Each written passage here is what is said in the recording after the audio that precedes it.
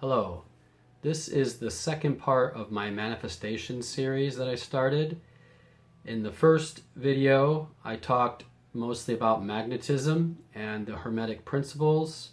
You can check that video out here if you want to catch up.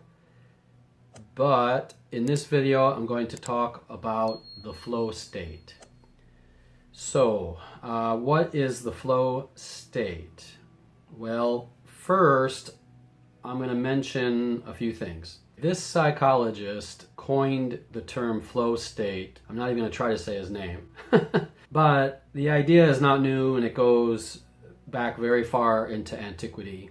In fact, I think it's a major part of Taoism and Zen Buddhism. In Taoism, they call it Wu Wei. But you could also call this being in the zone or catching fire. What it basically is being totally focused on a task or an activity. It's directing all of your attention to that one task. When I say that, I don't mean that you are taking everything else for granted, all of your surroundings. What it means is that you're so focused on this task that you're not even thinking about it. It's just happening. Now, a lot of people that do exercise or sports probably know this state.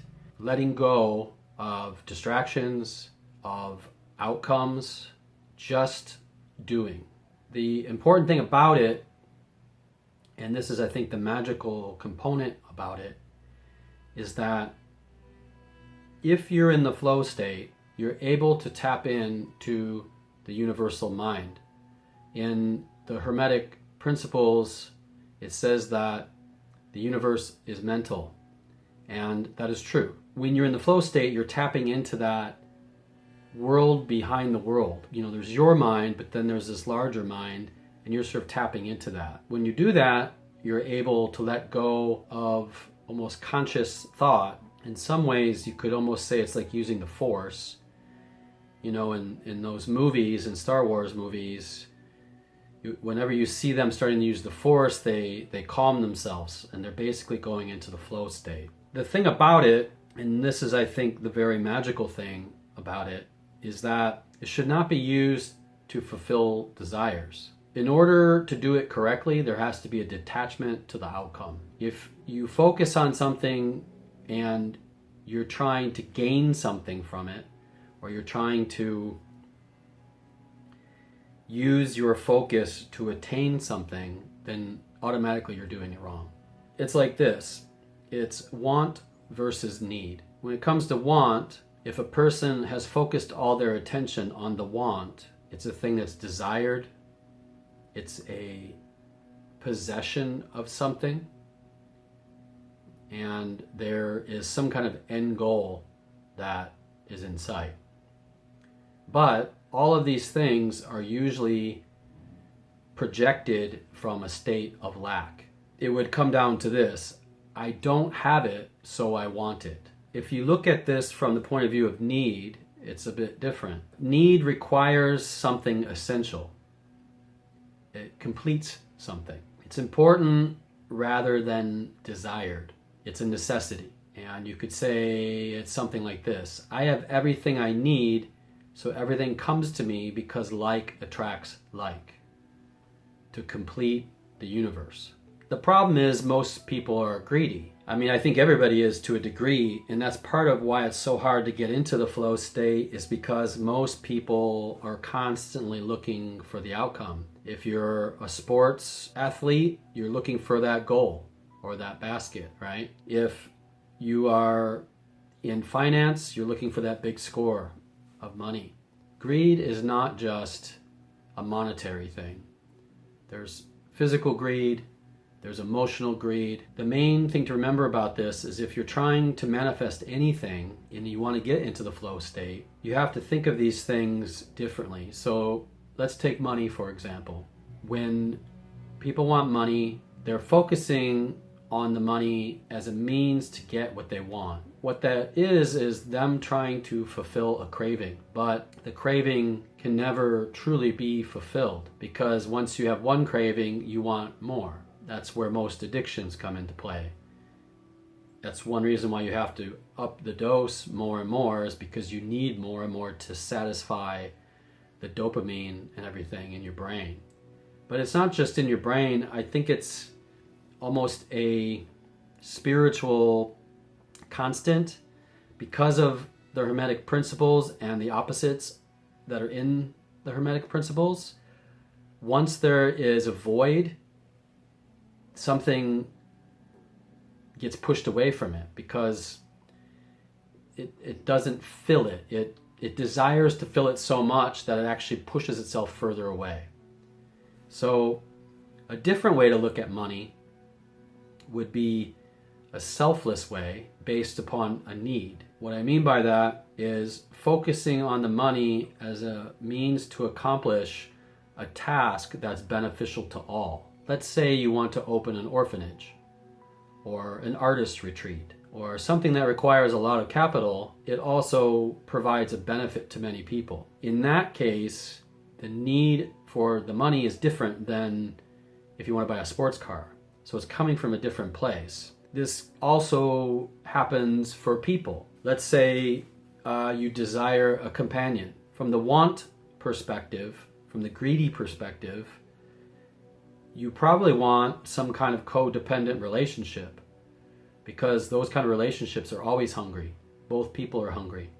They might change their position in the relationship, and those two things together form a whole, but they form a dysregulated whole that cannot maintain itself. It's not a healthy orbit, so eventually it will disintegrate.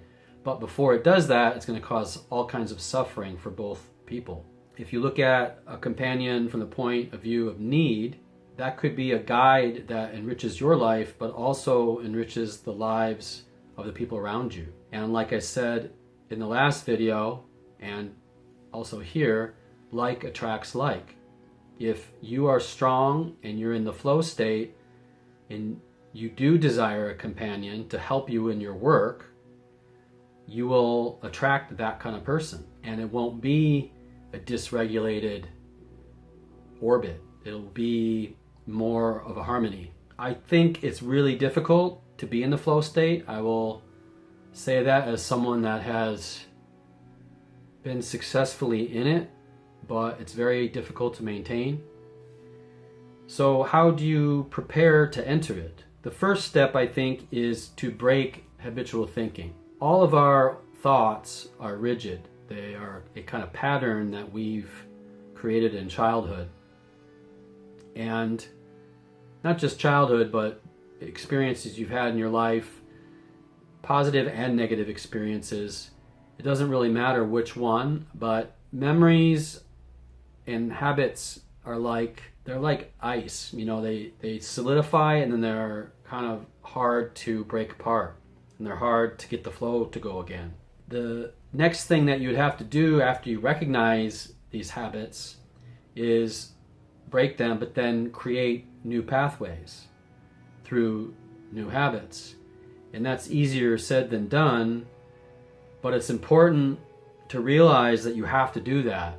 Now, if that means you have to force yourself to meditate for 10 minutes a day, every day, for weeks until you get that habit, then that's what you have to do. It's not easy. I think getting into the flow state, in my opinion, might be the highest state that we can be in. I mean, you could even say that the flow state is a spiritual state. These are the things that you have to do to get to this place. The first thing is relinquish control. You cannot enter the flow state unless you give up your idea of control, because once you try to control something like that, it's elusive. It slips through your fingers. The next thing is acceptance. Accepting that the universe is the way that it is, accepting whatever health state you are in, accepting how other people treat you, all these things, just accepting it. Then, like I said previously, there needs to be detachment to outcome. This can't be done from a place of lack or greed. To almost enjoy the process, almost like a Japanese brush painter, goal versus process. You have to recognize those things, that there is no goal. The goal is to not have a goal. The goal is to ride the process. So in my last video, I talked about the Hermetic principles, and that the universe is mental. If you go against the will of the universe, all you're going to do is create suffering. So you can't override it. That is the most impossible thing. You know, there's this idea that like a magician is a person who is bending the universe to their will. I think that's a naive way to look at it. And not to say that you might be able to create some changes, but I think the true magician is the person who's riding the universe, who's riding the beast, who's at peace with it, and who is allowing the flow state to carry them wherever they need to be. And that's part of what manifestation is. I think a lot of people come to it thinking that I want to manifest something because I'm lacking something. But that's not the purpose. The purpose is to get into that flow state and then allow the universe to take you where you need to go. And usually, unless you have to learn something, some harsh lesson, the universe will bring you to that place you need to be. If you have no money, maybe the universe is making you not have money to teach you a lesson about money. And then if you get in the flow state, suddenly there might be money or success or something like that. But the problem is trying to grab onto those things and wanting those things for those as an end goal. There's also this idea that true wealth is an accepting state. So perhaps you are supposed to be poor for your whole life. That doesn't mean you don't have wealth. It means that you have accepted that condition. You use that condition in any creative way that you're able to maintain your flow. But the main thing is just to remember that the will is insatiable. Your desire will never end, and it always leads to suffering. If not your suffering, someone else's suffering. I mean, don't get me wrong, I think the will has its uses. Your will can help you focus, it helps you observe, it helps you to accomplish things, to get things done. I'm not saying any of that stuff is bad, but the problem is people often use their will towards greedy ends. So how do you enter it? Mantras and prayers are one way to enter it because words have vibrations and words are a form of magic. When people talk about magic spells, they're talking about words. Abracadabra, all these things have vibration. If you realize that everything has a wave, everything has a polarity, then it's no different for words. Meditation can put you into the flow state. There are many kinds of meditation. Traditional meditation, qigong, yoga, running, dancing. Anytime you're in the zone, fully in the zone, that's a kind of meditation. Even cooking is a type of meditation. Washing the dishes can be meditation. Focus on being before acting. This is a mistake a lot of people make, is they try to do things without being ready to do them. And the only way to become ready to do something is to be it. You have to find that way to be whatever it is you're trying to be. If you do things before you are it, before you be it, then they will fail. You may fail 100 times, then finally be it. But if you think that you can have a shortcut to the flow state by just acting, it's not going to work. You have to raise your awareness, raise your vibration to become the thing that flows. It's a little bit like this. In quantum physics, the observer effect is a result of the interaction between the observer and the observed system. The more directed attention without attachment, the more in the flow state you become. In your own life, if there's some problem that you're trying to sort out, just by putting your attention on it, you're already creating magic. You're already one step closer to the flow state. It might take a long time to sort that problem out. It might take many steps. It might take the rest of your life. So I'm going to leave you with this. As a writer and creator, an artist, I constantly try to enter the flow state, even when I'm not meditating, consciously, or running or doing something else. When I'm making something, I work best when I'm not thinking about it. Now, that's not to say I can't take time and plan things. For example, if you're trying to write a first draft of a book or a story, you plan it out as best you can, but then comes time for the drafting phase. And when you're in the drafting phase, the faster you write it, the better it often is, and the more discovery you find. But if you don't have that plan in place, then it's just a mess. So what I'm getting at with that is, by having the plan, you have directed attention. But by entering the flow state, then you're able to produce sort of magic within your output.